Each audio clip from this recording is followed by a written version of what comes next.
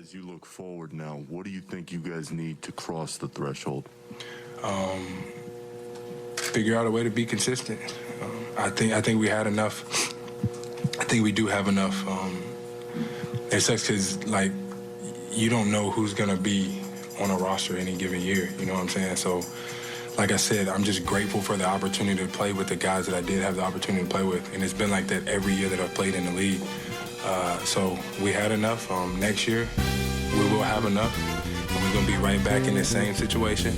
And we're going to get it done. What's up, everybody out there? Welcome back to the Conference Call podcast. If you have not followed us on Apple Podcasts, SoundCloud, Stitcher, Spotify, XM Radio, Pandora, we truly appreciate a rate and review on any one of those. Thank you so very much for supporting the show. I greatly appreciate it. Wow. So today was an interesting day because it was the first time I sat down and watched an entire basketball game from beginning to end. And I couldn't even tell you the years. I can't even tell you the last time I watched an entire game. Even when the Lakers were in the bubble and going through that COVID stuff and they won the championship, I still didn't even watch it just because it just wasn't the same feeling as not having a crowd there.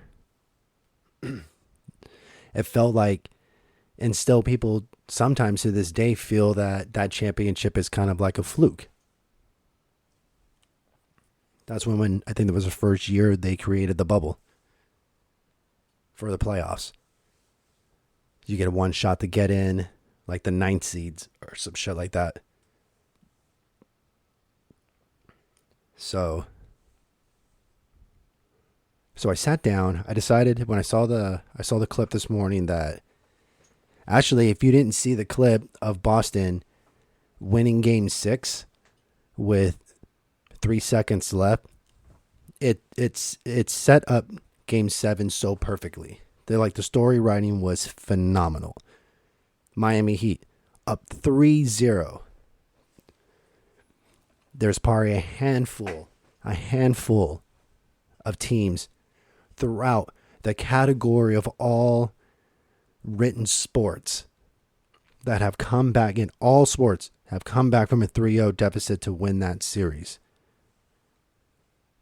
And Boston, by no means going into the fourth game, had no one even thought. It's like, they can win one, but there's no way they're going to win this series. Lo and behold, they end up with that spectacular 3 seconds left game winner to take it to Game 7. They came back from a 3-0 deficit where most people, if you were stranded after a certain time, would be like, I'm done. Like, say if you were a part of the people that were stranded in the Andes Mountain, that, soccer team, band of soccer team players that crashed in the Andes Mountain and they had to survive through cannibalism, all sorts of crazy uphill hurdles of mental survival, everything, starvation, everything you can possibly think of. At some point, do you just think it's over, it's hopeless? No one's going to save us. There's just no light at the end of the tunnel. Well, maybe it may sound a little dire. You're probably like, fuck, dude. Like, oh, fuck. This is like cannibalism. These guys aren't going to be starving out there. No. I'm not saying that.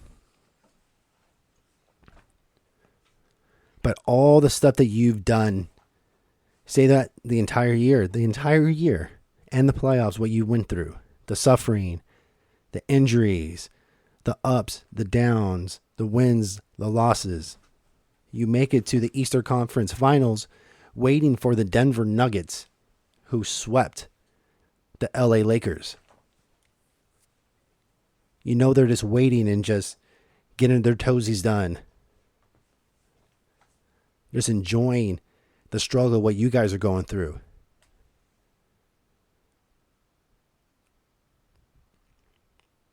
I've been hopeless. But they bring it to a game 7. And it was interesting. It was a crazy, crazy interesting game for somebody who's using it solely for the entertainment factor, because I was seeing fucking players on both sides of the Heat in Miami that when I saw, were playing for the LA Clippers and for the Cleveland Cavaliers. Kevin Love and that big ginger motherfucker Griffin that used to be with what is it? Not Chris Paul. The big LA Clipper, not even LA Clipper. They were LA Clippers. You know what I'm talking about. You know who the fuck I'm talking about. You know, I don't. Maybe if you don't know who the fuck I'm talking about. Let's see. Fix that real quick.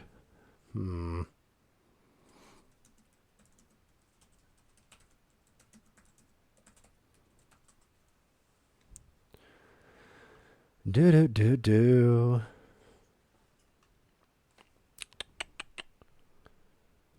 Man, I can't believe I can't fucking remember that. There's Bobain Marjanovic. That's like a really old fucking player. God, people are probably losing their goddamn minds right now. Actually, I should have just... People are like, why don't you just go to the fucking team that he's on right now? Hey, good call, fucking jerks. I'm still getting to learn basketball right now. I want to say I want to call him Robert Griffin, but that's definitely not fucking it. Definitely not it. Anyways, so not knowing exactly, seeing these old players, I was so fucking confused. I was like, holy shit, how come they're not in the game? I remember when they used to be such badass players, dude. They were just... Okay, wait, let's see. Where is he at? Blake Griffin. There it is. Blake Griffin. There it is. Yeah, I would have been way off. Okay. So, watching it from the beginning of the game, it was first play of the game, star player for the Boston Celtics, Jason Tatum, rolls his ankle. And for the rest of the game is completely fucked. You can tell that he is favoring it. He can't really juke anybody out. Wide open, he's a threat. He's a wide open threat. But then, you're losing the defense or any type you can possibly just get just outmaneuvered. As Jason Tatum has just heard you, you can't apply great defense. You can open up players for threes. So, beginning of the game, I've noticed... Well, let's just start off with... so that's the first play of the game. Miami ends up taking the first quarter 22-15, and the Celtics were 0-8. What is it? I'm trying to remember. 0-8 from 3-point range.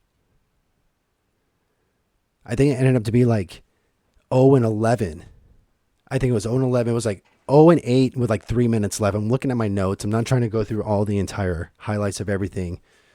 Not highlights, but all the stats right in front. Just the notes that I have taken, because I wanted to get it right in the moment, just kind of take little key pointers per quarter and how things were progressing with it.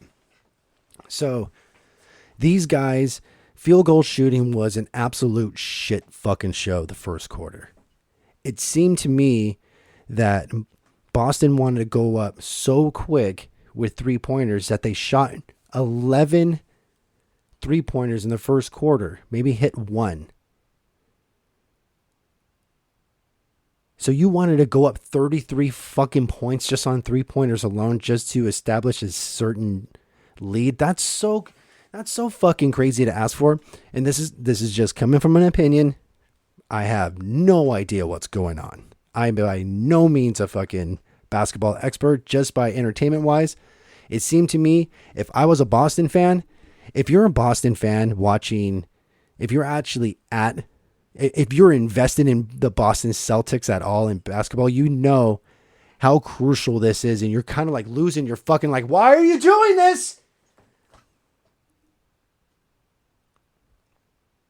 The Boston Bruins hit a record-setting NHL goal. And they made history. The most wins in NHL history. And they got canned the first round by the Florida Panthers. So Boston, the Celtics had a chance to do something. They had like momentum going into Game 7 by I don't want to let you know that they are home. Celtics are home. The Heat barely lost Game 6. Anyways, so Miami finishes the first quarter 22-15. 15 points combined was the lowest amount of points that the Boston Celtics have scored all season long. All right. So we're already starting to feel that Boston is on a really slippery slope. And I'm going to have a hard time picking itself back up. All right, second quarter rocks along. It's starting to get a little bit better. Honestly, at one point, Boston was up by 17 fucking points in the second quarter. Boston was honestly getting the ball and shooting it within 14 seconds. The 10 to 14 seconds. Which seems kind of like average. Say like 14 seconds. You're at 10 seconds left. Most people are one pass away from shooting. Or one fade away from shooting. But with how many three-pointers were missed, field goal percentage shooting was garbage, by the way. Even though the score ended up being, I'm not even going to go through that. So right now, I'm thinking in the second quarter, I'm like, all right, you know what? Quarter ends. We're going into half. Miami's up 52-41. Like I said, they had a 17-point lead. They got it down to 11. It may seem like, I can't believe it took a whole fucking quarter just to make up, what is it, 11, 6 points. It was just garbage shooting all around. All around garbage shooting. Tatum is not doing anything. Butler is slowly getting better. You will see throughout the game he will progressively get a little bit better. Caleb Martin for the Heat were just keeping them above everybody else. When things are going wrong, Caleb Martin. And for what I hear, since I haven't been watching the series at all, Caleb Martin could have been in the runs for MVP. Obviously, Jimmy Butler's a bigger name. They're going to give it to him with his... We'll keep going. Anyways. So, we go into the half. I'm like, all right, cool. You know what? They're not completely out of it. You're starting to get the energy, amped up and shit. They're 11 points down. You're starting to see the Boston Celtics start rock. All right. Third quarter comes around. Caleb Martin is fucking up Boston. Caleb Martin is destroying the Celtics alone. Caleb Martin ends with 23 fucking points at the end of the third. Granted, it's not really super crazy. Miami ends up taking a 76-66 point lead. So 10-point lead going into the fourth. But I want to mention, during the fourth, you see Jimmy Butler kind of roll his ankle like Jason Tatum. And by the end of the third, Boston is completely running their offense through Derek White. Because they realize that Jason Tatum is completely shut out of this game. And nobody can hit a fucking 3-pointer, and nobody wants to shoot inside the perimeter. So we end up getting into the fourth. I'm sorry, I just got a message. We end up going into the fourth. And Boston ended up taking the third quarter, ended up outscoring the Heat. So, but still, they've only outshot them by 1 point. So they didn't make up much ground. They haven't made much ground. They are consistently losing up until the third quarter. And then the fourth quarter, they had to make up big ground. Did that happen? You saw the Boston Celtics completely forget about how to play basketball.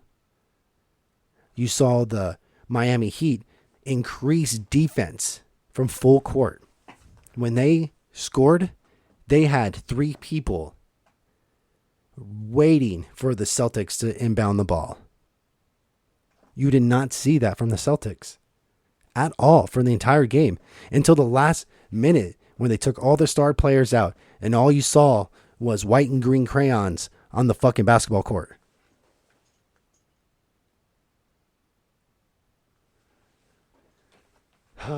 Miami, if I was a Boston fan,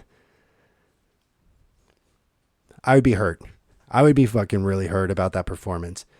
I was sitting there, I was getting jazzed up because I thought Boston had a chance to really make a difference on the third. And then I think they're like, nah, we can't.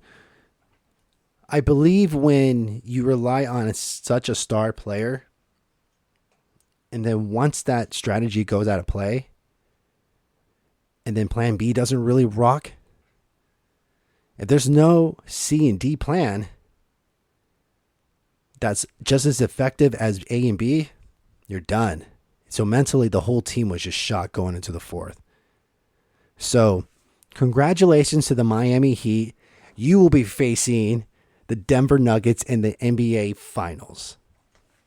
They ended up winning 103-84.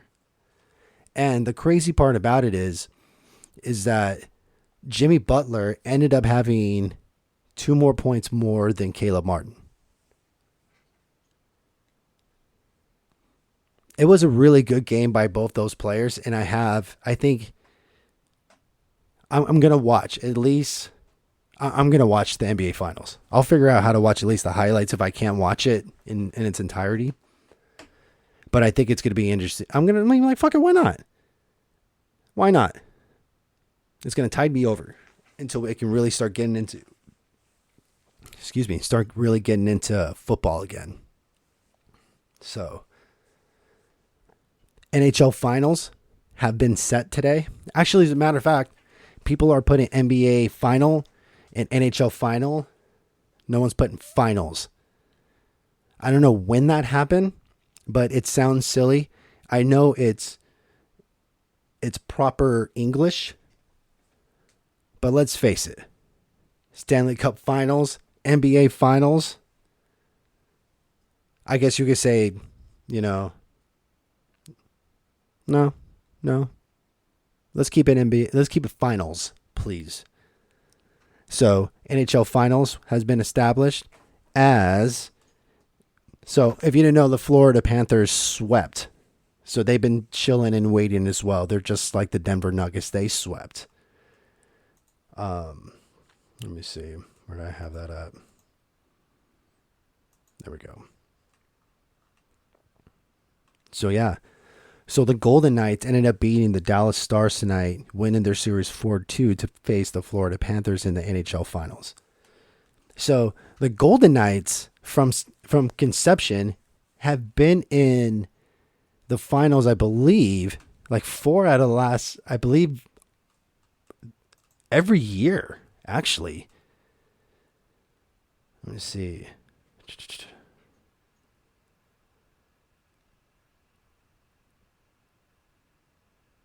I don't know, man.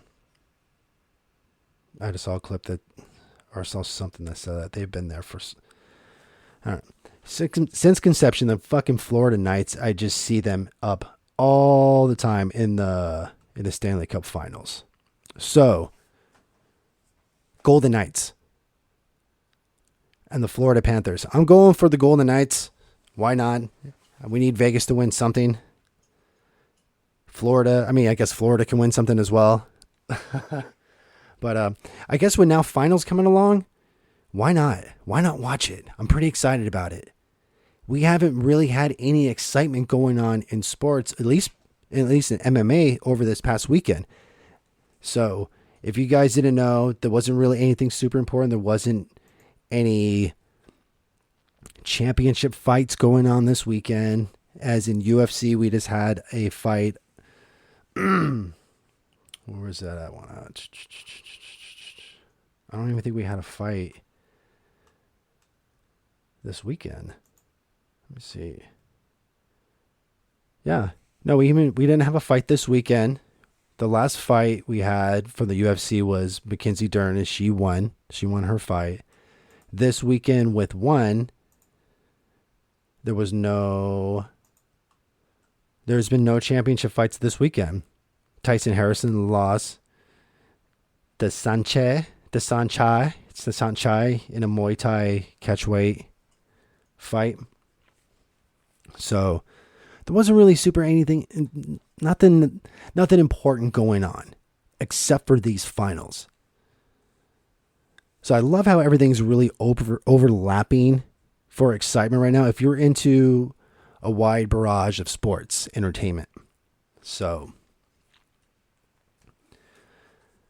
I am going to probably watch the one championship because I'm just a big fan of Muay Thai, and it seems like from just looking at this, almost every single fight on here, at least 80% of the fights on one is all Muay Thai. So I'll be probably watching that in the next After Hours podcast. But I'm working on a Mike Tyson series for the podcast, something I've never done before in a whole new format. So I'm hoping to at least get episode 1 done in the next couple weeks, just to see how it turns out, tweak some things out, show it over to some people to see what it sounds like before I give it out to you guys. But I'm really excited about it. Mike Tyson's one of my favorite boxers he's probably my favorite top 5 combat fighters of all time. If not probably my favorite fighter of all time. I'll probably give like a top 5 in that in the future. So, but this was very fun. Fun for me, not being a fan of Miami and Boston, obviously being swept by the team that's going to the NBA Finals. I mean, you don't really like losing like that. Obviously, it's the worst way to fucking lose in a series like this at its highest level. But very entertaining. Very nice Miami. Once again, congratulations to the Miami Heat on making it to the NBA Finals. Congratulations to the Golden Knights, the Vegas Golden Knights, for making it to the NHL Finals. And thank you all. Thank you all for constantly supporting this show. I know we went through a change. I went through a change from one title to another title to the Bearded Bros. I went from the conference call to the Bearded Bros. Now we're back to the conference call. And I just think this is going to be an exciting venture for all of us. There's going to be a lot of opportunities for different guests and different subjects. If you didn't know, back when I was doing the conference call, it was a lot of rants about certain things. But this time, I think I've grown up and I understand how things operate a little bit more in this podcast world. So we're all in it for a really special treat together. And if we can keep rocking and rolling with each other, we're going to grow as well. So thank you so very much for listening to the podcast. Please go rate and review the podcast on all streaming platforms. And as always, keep positive and stay classy.